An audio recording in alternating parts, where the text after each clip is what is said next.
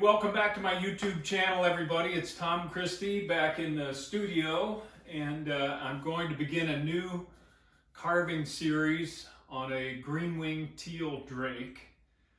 So I'm looking forward to that. And in this first session, I've had a lot of questions about how do you make a pattern, how do you know the size of the bird to help you size the pattern. And I just thought before we get carving on the green-winged teal drake, I'll go through that pattern creation process.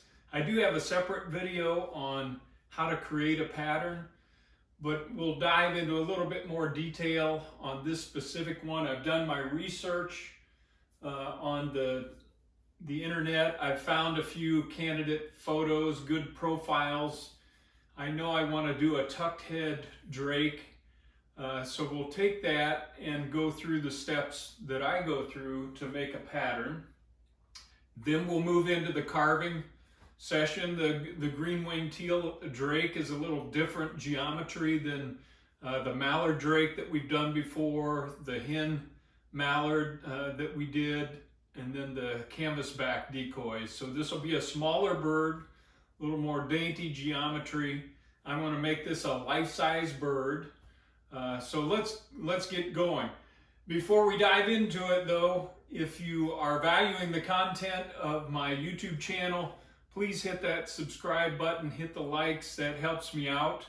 And that way you'll get notification of new content as I put it up, and we'll grow this thing together. I appreciate it. Let's get going. All right, so I've found a picture on the internet that I like for a low head drake green-winged teal position. And the first thing I do is get out my old patterns. So I keep all of my patterns in an envelope like this so that they're easy to find. And I've got a bunch of patterns that I can refer to.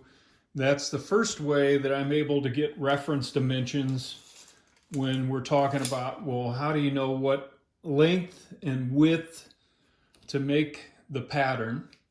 So I have an old green-winged teal pattern here from '94 that I pulled out of my file, and that gives me the length that I'm going to want on the bird, so about 9 1/4 inches long from breast to tail.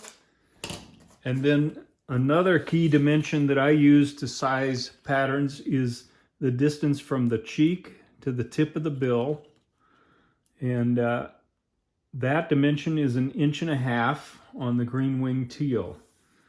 And then you might say, well, Tom, how do you know those are right? Well, that's a good question.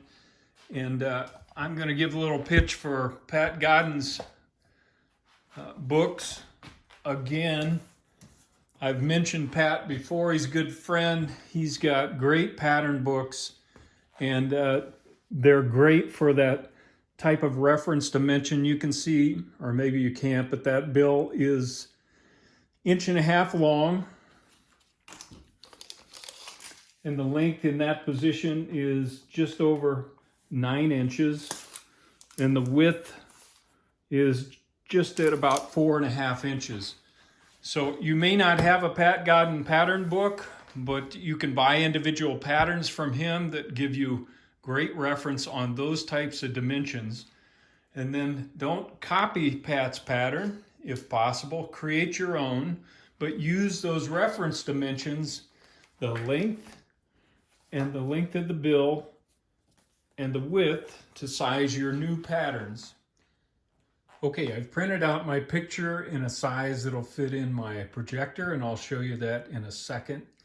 I've got the body length from the front of the breast to the tail at 9 1/8 inches. The bill length, 1.5 inches. The body width, I crowded that a little wider to 4 3/4, just to give the decoy a little more stability in the water. And keep in mind, you may have to modify these dimensions depending on the pose that your bird is in. If the bird is stretched out, you're going to have to do some iterations on those dimensions to get it right. But in general, this gives you the reference size that you need to use as you go to the projector or you begin to create your own pattern by hand. And before I go to the projector, I like to use tracing paper to create my patterns. You can get that at Dick Blick's or Jerry's Artorama. Any art supply store has pads of tracing paper. And what I like to do is strike on here the length that I'm shooting for, 9 1/8 inch, so that I have that as a reference and make the lines big enough that you can see them. And as I go to the projector, I will upsize until I hit that dimension. And then I'll check the bill dimension to make sure it's in proportion with that length. This is my setup. You can see the projector, and I just have a little piece of cardboard on my studio door, and that serves as a screen. And I'm projecting the image onto that screen. And now I'm going to size it so that I hit those length marks as reference marks so that we get the pattern the right size. So here's a little closer view, and hopefully you can see this. Here's my pencil mark here and here for that 9 1/8 inch length that I'm looking for from the tip of the tail to the front of the breast. So I've got the image sized correctly. I'm just going to do a quick reference check on the length of the bill, and it's right at 1.5 inches, and that's exactly where we want it to be. So having both of those dimensions in there, I'm confident that we're at the right size for a life-size green-winged teal drake. And now I'm just going to take a nice sharp pencil, and hopefully I don't block the view here, but begin sketching the outline.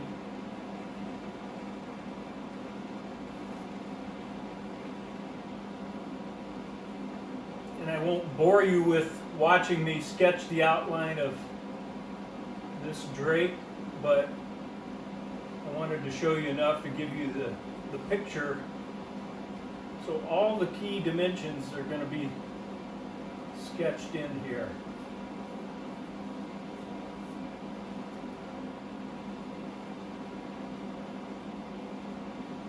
And it's a little hard because I'm trying to stay out of the way, but I'll go at this at different angles and go ahead and put a sketch together, and we'll take a look at it.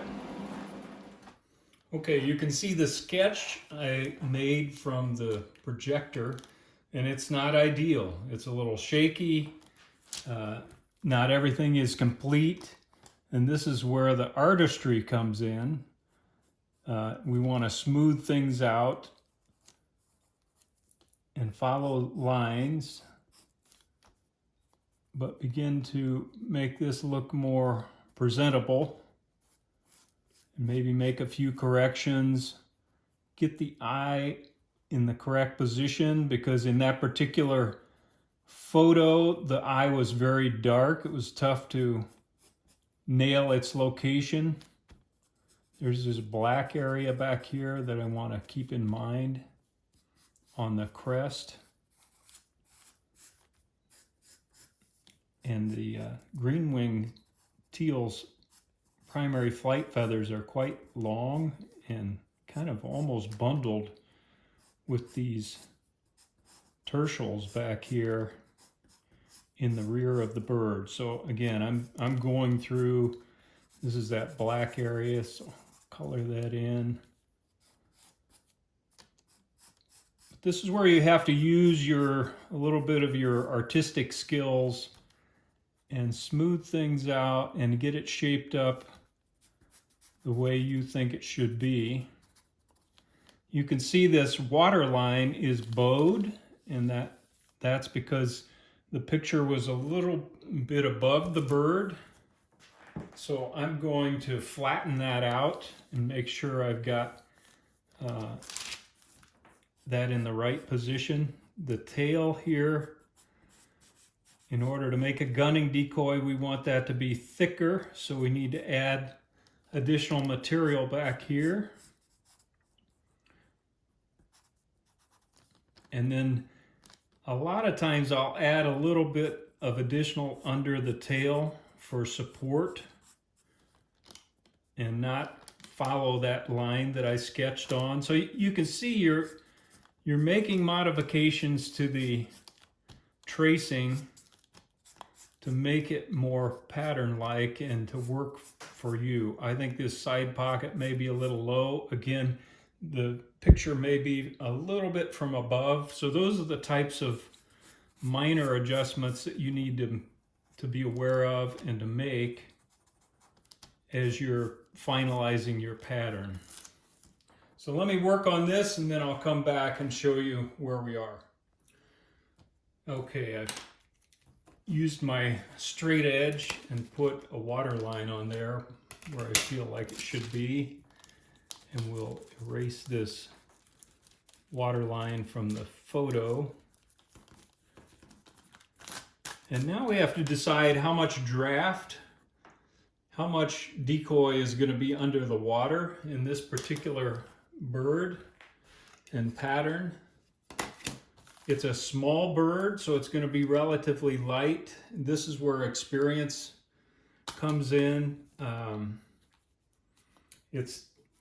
I'm not planning on hollowing this bird out because I've got some great light Tupelo that I got from Kurt's Waterfowl Corner at the World. So I know it's not hollow, so I'm going to put a little more draft in. But I also know it's a relatively small, light bird. So I'm going to shoot for maybe 5/8 of an inch on the draft. And hopefully my guess is right on that. Generally, for a larger bird like a mallard, if I hollow it out, I can get by with about a 1/2 inch to 5/8 of an inch draft. On a solid bird, I know it's light Tupelo, and it's a small bird, I think I can get by with about this much draft. So we'll see when we're done with the decoy and test float it.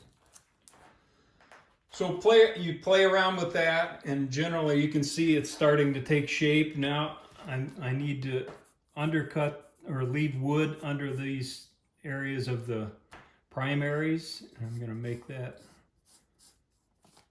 one solid block there in the pattern, and it's looking pretty good. So I'll keep working on this. I'll go back to the photo, look for scapular locations and pencil those in so that I have those later. Kind of comparing my picture to the sketch and sketching in some of these scapular positions. This is just rough so that I have guidance, as we begin to carve. We want to know kind of where that tip and how it lies in relation to these tertials. That should be enough to get a pattern. All right, once I have the pattern where I want it, I use this lightweight manila cardboard. You can buy stacks of it at art supply stores. And I'm going to flip the tracing around so that the pencil is on the opposite side. And I'm going to use a couple of pieces of tape just to keep it located. And then I'm going to do a reverse tracing following my lines, pencil lines on the opposite side. And this is kind of like old style carbon copy paper, if any of you are aware of that. these lines, and I'll speed this up so that you can just kind of watch the process.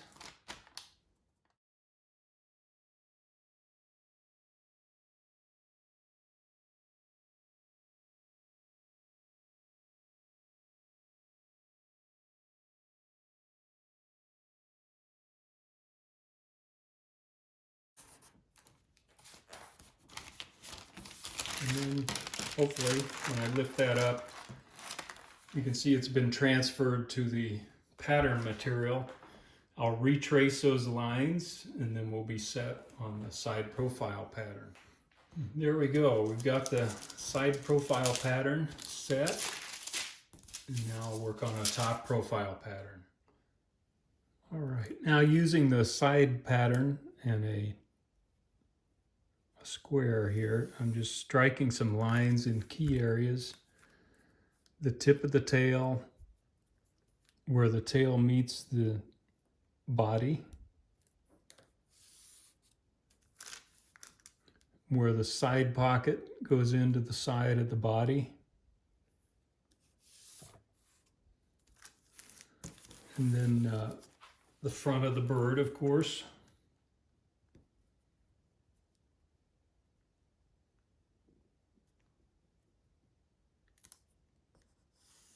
Make sure your lines are square as you draw them down so that you don't change the size. And we said the body width is 4 3/4 inches. So I need 2 3/8. I didn't leave myself much room here, but I'm going to go ahead 2 3/8. Splitting that dimension in half. 2 3/8 on this side.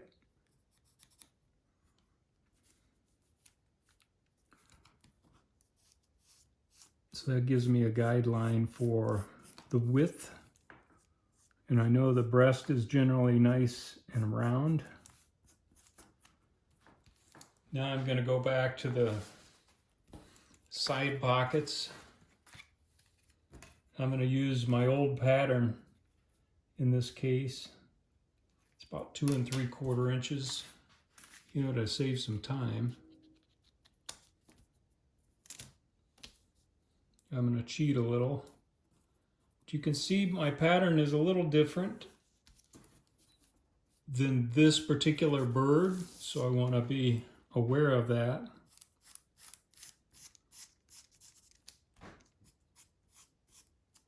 I'm going to make this tail a little wider, beefier.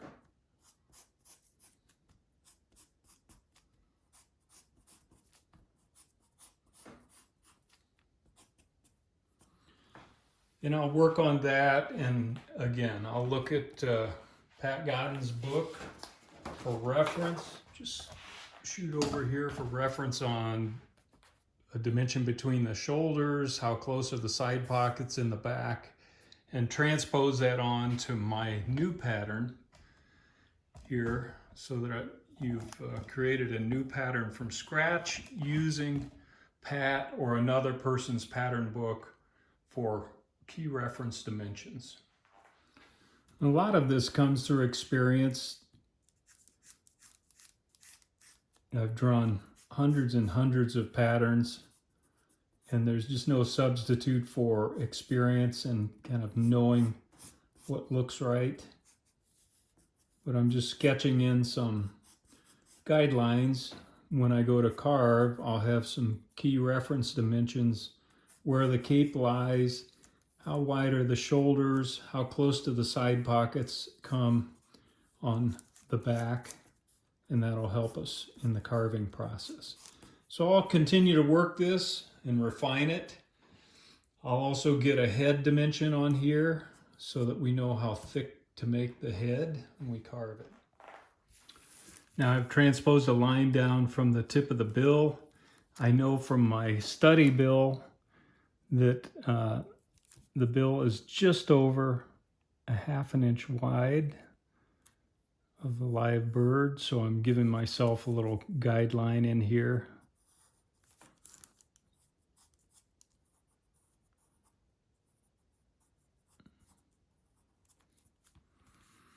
And I'll transpose where the notch should be off of right at the front of the head here.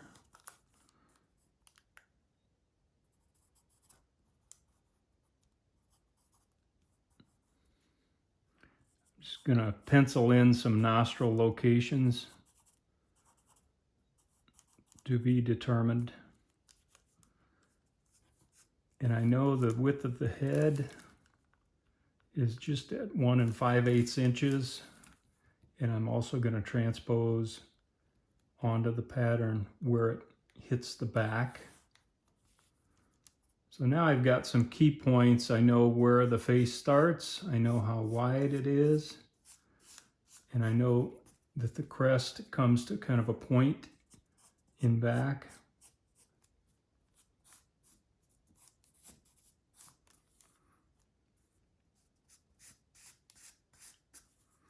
Again, from experience, I'm just going ahead and penciling this in, but you'd want to take your time with this. But again, I just wanted to show kind of the process of getting a pattern set. The other thing you can do to make sure you have symmetry is sometimes I'll fold the pattern along the center line, and you can check your side-to-side symmetry and make sure that you're generally symmetric. I also just transpose some lines down to give me the eye position on the top down. And I am going to go ahead and fold the pattern over. This is another advantage of using tracing paper.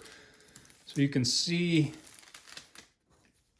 it's pretty symmetrical the way I sketched it in, so I don't need to make any other modifications.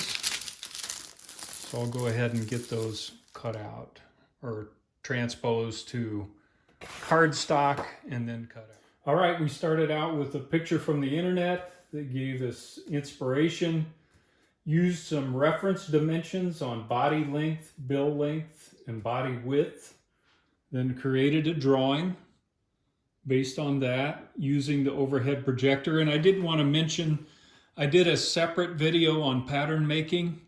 And in that video, I also talked about an app that you can buy for your cell phone. If you don't have a projector or can't get one, you may want to try that approach. So check out that video. It gives you an alternative, no-cost approach to creating your own patterns. And then we've ended up with a cut pattern that we can use to do the layout work on our Tupelo blocks, and that's what we'll do next. All right, we've got our green-winged teal drake pattern made, and I hope that's been helpful to kind of step you through the processes that I use to create a pattern. Now let's go put it to good use. We'll see you in the carving shop. Tom Christie signing out.